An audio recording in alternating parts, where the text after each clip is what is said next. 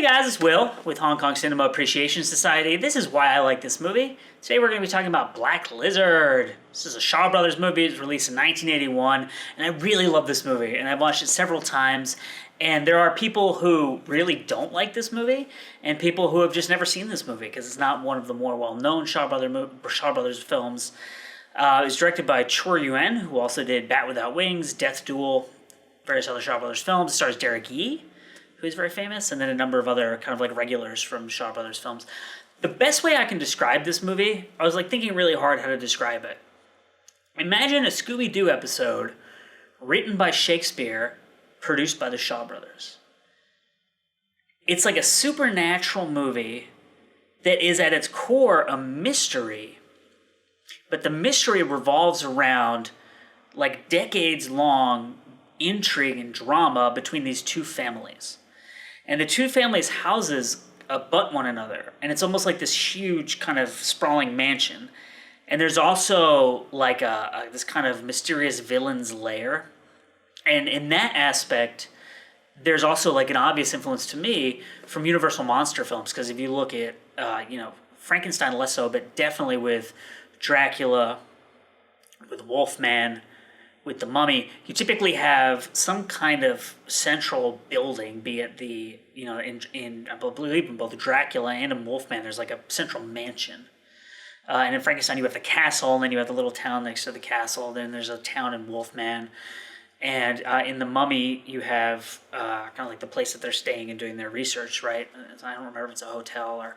And then you have the monster's lair. So you have the place that the Mummy came from, and you have kind of like the woods, spooky kind of area where Wolfman is.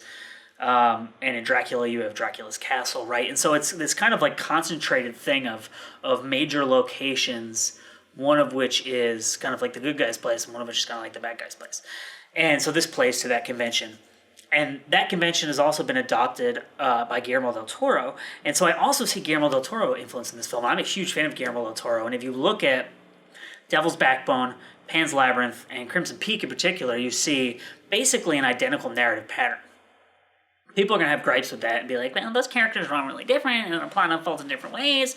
If you boil it down to its basest, most abstract elements, each of those films takes really interesting characters who have really deep secrets that are very kind of dark, violent, and twisted, and that have some of them outsized, almost like deranged ambition.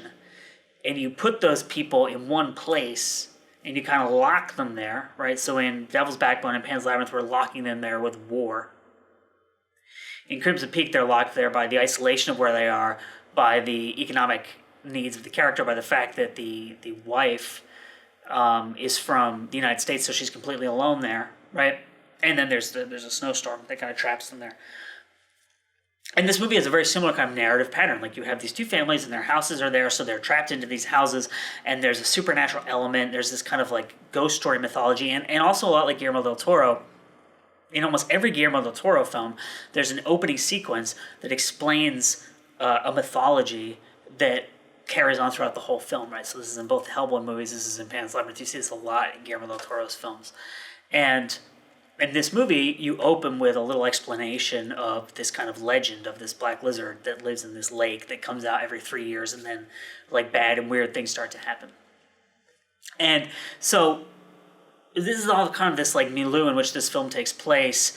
And one of the things that I really love about Black Lizard is obviously very influenced by British things. Hammer films, Sherlock Holmes, there's even some Bond influence, particularly in the villain, who is like this, like, throw his head back and cackle, like, over the top guy. And also they're, like, characters are wearing disguises, and it's like this Mission Impossible Bond kind of thing.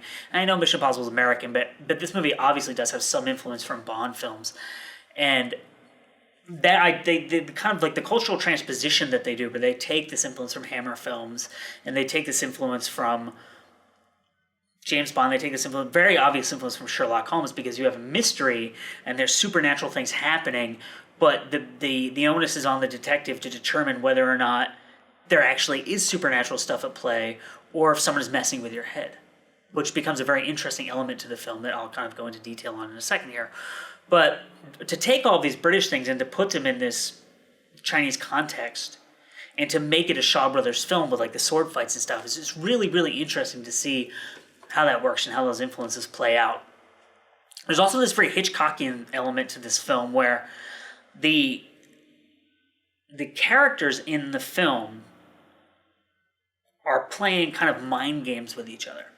I don't want to give too much away here, but the filmmakers play mind games with you, right? So the filmmakers know that the audience who's going to see this film has seen certain types of films before. They've seen supernatural films, they've seen horror films, and they've seen martial arts films.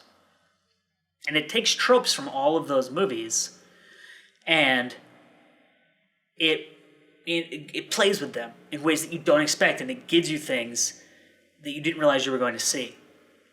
In the film, the characters use the mythology of the film's world to mess with the other characters. So it's like this kind of weird meta device where the movie is doing things to you that the characters are doing to one another in the movie. And it's really cool.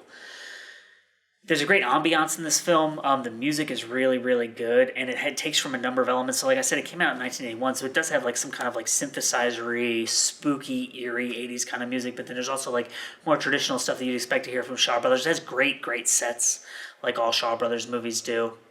And this movie is extremely well conceived. So what do I mean by that? It's 82 minutes long. That's really short, and that includes the credits. So the actual movie is probably like 80 minutes or something like that.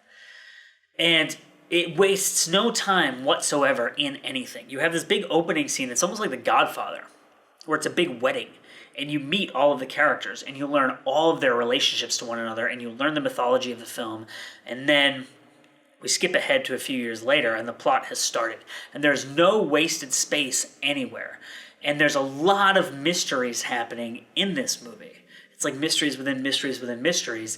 And every scene that solves one mystery or gives you information that will help you kind of start putting the pieces together also gives you another question. Literally until you get to the very, very end. There's no denouement, there's no like characters talking afterwards like, man, wasn't that crazy? Like it really does carry you to the very, very end. And that's when you find out like the last piece of the puzzle. And the script is really well put together in that way.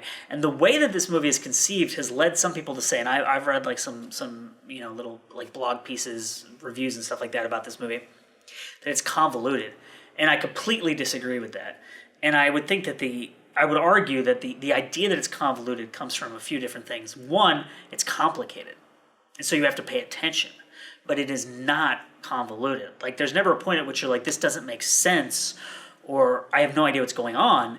If you follow it carefully, it makes perfect sense. It's just a very dense movie. There's a lot of information in it, and there's a lot of mystery, and there's a lot of kind of like plot twists and stuff like that. The other thing I would say is that I would argue that this is kind of true of East Asian films in general, and by East Asian films, I guess I mean predominantly South Korean films, Hong Kong films, and Japanese films. But in particular, Hong Kong films, their narratives don't hold your hand in the way that American cinema holds your hand. And American screenwriters very much guide you through the movie. And they tell you where you are in the story. They tell you what's come before. They tell you what to expect in the future. And sometimes, obviously, they invert your expectations because that keeps the movie interesting. But there are place marks along the way in American mystery films that help you sit for a second, gather the information, and figure out where you're going.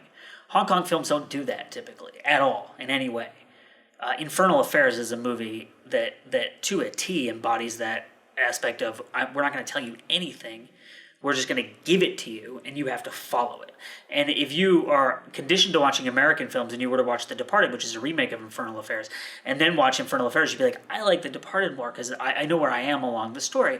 Whereas if you prefer that Hong Kong style of filmmaking where you really just have to get it as it's coming at you, Infernal Affairs is a much better film because it doesn't baby you, it doesn't hold your hand. And this movie is very much of that mold. Like, there's no point at which it's like, okay, let's sit down for a second and talk so you know where we are in the film. It's like, we're just going to go, and there's no time wasted on catching the audience up on anything. So this is a really great movie. Truly, truly, I can't recommend it highly enough. It's probably my favorite, well, I don't know if it's my very favorite Shaw Brothers movie. It's like one of my top 5 Shaw Brothers films. It's super underrated. It's super underseen.